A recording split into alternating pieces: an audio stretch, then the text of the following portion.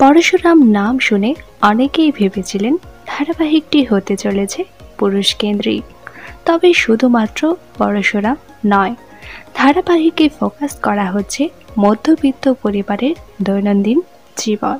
অল্প কিছুর মাঝেও কি করে হাসি খুশি থাকা যায় সেই ছবি ফুটে উঠেছে পর্দায়। তবে ধারাবাহিকে তটিনীর চরিত্রটির রয়েছে বিশেষ গুরুত্ব।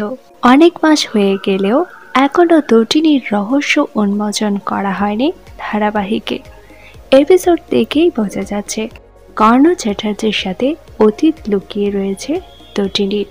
কি তটিনীর আসল পরিচয় সেটাই জানতে চান দর্শকেরা, কিন্তু বারবার তটিনীর যে রহস্য দেখানো হয় তা থেকেই কিছুটা অনুমান করা যায় পরশুরামের মতোই বড়সড় কোনো অফিসার হতে পারে তটিনী। তবে সেই রহস্য সামনে আনতে বেশ অনেকটাই সময় নেবে ধারাবাহিক।